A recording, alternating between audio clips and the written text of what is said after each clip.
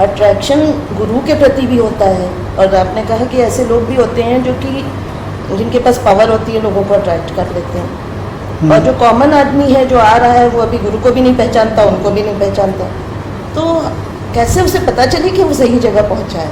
क्योंकि अट्रैक्शन तो दोनों ही जगह है।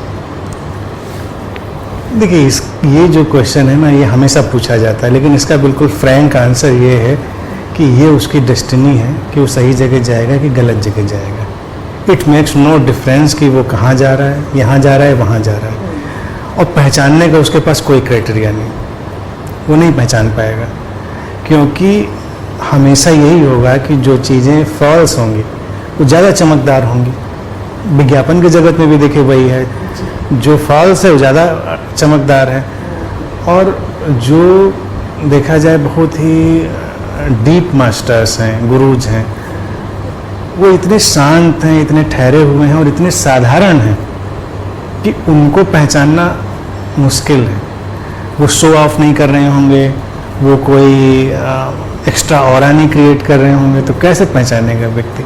ये तो या तो सेंसिटिविटी के लेवल पर हो, उतना उसकी सेंसिटिविटी हो, या फिर उसकी डेस्टिनी पहचानने की हो, बस, बाकी कोई रास्ता नहीं। जब हम किसी गुरु के सामने जाते हैं तो कहा जाता है कि उसके शरीर से या उसके विचारों से इतना नहीं प्रभावित होना चाहिए जितना कि उसकी प्रेजेंस, लेकिन प्रेजेंस की पहचान तो है नहीं, तो हमें तो उसका व्यक्तित्व ही दिखता है, और उस व्यक्तित्व में फिर उसके विचार भी दिखेंगे, उसका रूप भी दिखेगा, तो हम तो इसी सब चीज़ से जाएंगे।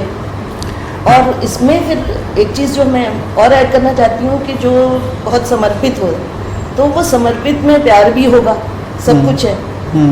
और अगर वो पहचान नहीं है, जैसे आप कह रहे हैं कोई पहचानने का तरीका नहीं है, तो अगर कहीं कोई गलत जगह पहुंच गया और उसने अपना पूरा समर्पण किया है, तो उसको जब पता चल रहा है तो वो बहुत ही विचलित हो जाता है, परेशान हो जाता है, जैसा कि हमारी एक दोस्त का मैंने आपको बताया था।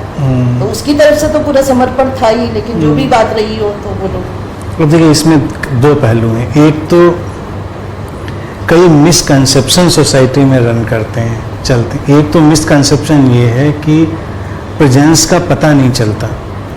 मेरा कहना है कि प्रेजेंस का ही पता चलता है हमको हमेशा। जो भी चीज़ हमारे समझ में आ रही है वो प्रेजेंस ही है। बस क्या होता है कि हम आउटर जो स्ट्रक्चर है, पेरिफेरी, उससे आउट ऑफ कंडीशनिंग अटक जाते हैं। कोई भी व्यक्ति हो, चाहे वो फिल्म स्टार हो, पॉलिटिशियन हो, माफिया हो, गुरु हो, कोई भी हो, जब उसके संपर्क में कोई आया तो उसकी एक सर्टेन प्रेजेंस है। वो प्रेजेंस आपके अंदर कुछ कर रही होगी, आपको पीसफुल बना रही होगी, आपको डिस्टर्ब कर रही होगी, आपको एक्साइट कर रही होगी, आपको कूल कर रही होगी।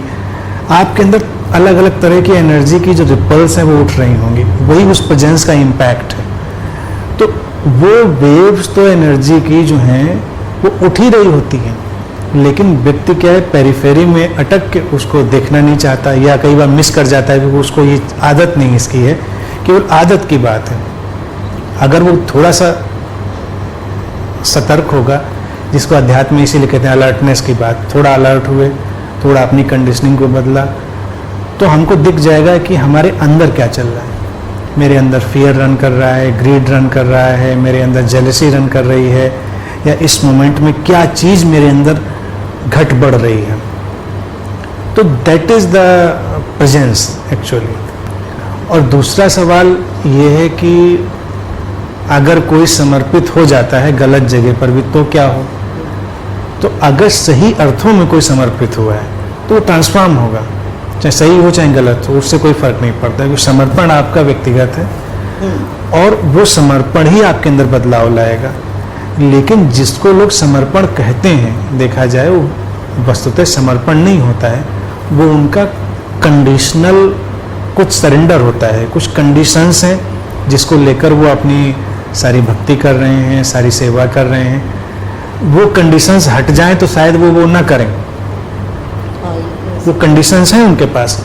लेकिन अगर किसी के पास अनकंडीशनल सरेंडर घट रहा है तो व्यक्ति सही हो या गलत हो, उसके अंदर तो ट्रांसफॉर्मेशन आने लगेगा, उसको क्या फर्क पड़ता है? उसके अपने सरेंडर के भाव से ही आने लगेगा। आने लगेगा। दूसरा क्या है? दूसरा क्या है, उसे कोई फर्क नहीं पड़ता। लेकिन चूंकि वो सरेंडर होता ही नहीं, इसलिए अब जैसे देखिए उदाहरण से गुरुओं की बात जाने दीजिए, लोग पूजा पाठ कर रहे हैं, मूर्ति पूजा कर रहे हैं, कोई किसी ने किसी को कोई इष्ट मान लिया और पूरी पूजा कर रहा है, सुबह 2 घंटा, शाम 2 घंटा।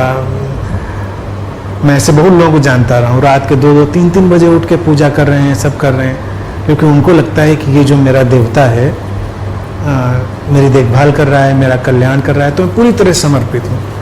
उठते बैठते उसी की बात, उसी का नाम, उसी का जाप, क्योंकि वो एज्यूम कर रहे हैं कि ये हमें प्रोटेक्ट कर रहा है, हमारी लाइफ सिचुएशंस को गाइड कर रहा है।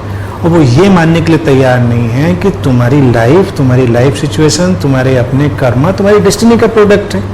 वो तो जैसे आएंगी वैसे आएंगी, इसमें किसी थर्ड पार्टी का क्या रोल है? कोई रोल नहीं है। अब उन्हीं लोगों को जिस दिन उनकी एक्सपेक्टेशन के अपोजिट कोई इवेंट होती है, उनका इष्ट विदा हो जाता है। ऐसे कई लोगों को मैं जानता रहा हूँ जो अपने देवी देवता को बांध के नदी में फेंक आए, क्योंकि घटना इतनी सीवियर हो गई। वो मान के चल रहे थे कि हमको प्रोटेक्ट करेगा ये देवता। एक सज्जन थे मेरे जानने वाले, बहुत भक्त थे एक देवता के। वो तो गुरु भी नहीं है, वो तो इथरल है, कहाँ है नहीं, पता नहीं।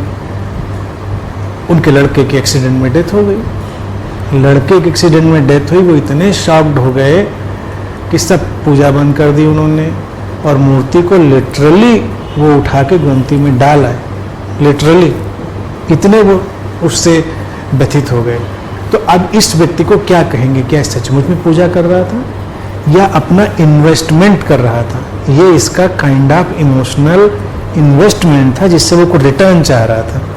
और अगर समर्पण हो तो उसमें रिटर्न कहाँ है? आप देखिए, समर्पण की बात जाने दीजिए, आप एक सामान्य प्रेम की ही बात करिए।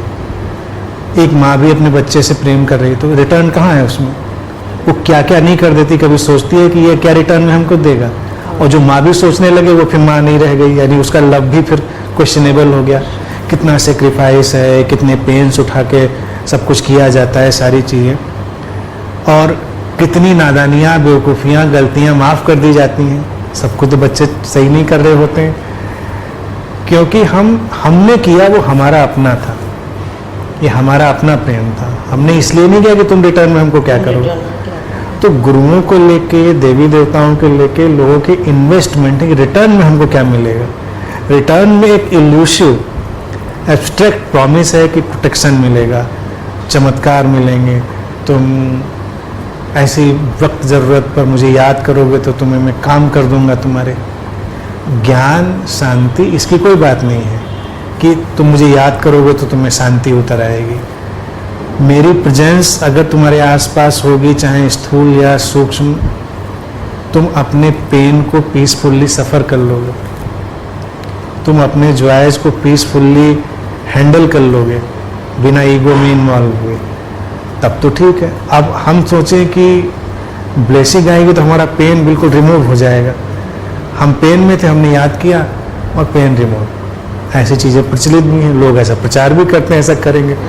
तो इस मिसकंसेप्शन से ही सारा कंफ्यूजन और सारी गलत चीज़ें होती हैं। तो इन ए वे आई डोंट थिंक कि they are in surrender, but they think that they are in that, they think as if they are in surrender, they think as if they are, but they are not actually in surrender.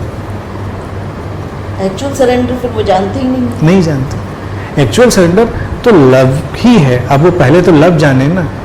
अब ऐसे उदाहरण नहीं है कि आप देखिए कि कोई किसी के लव में है, उसकी अच्छाई बुराई भी कहाँ मायने रखती है। हाँ बिल्कुल।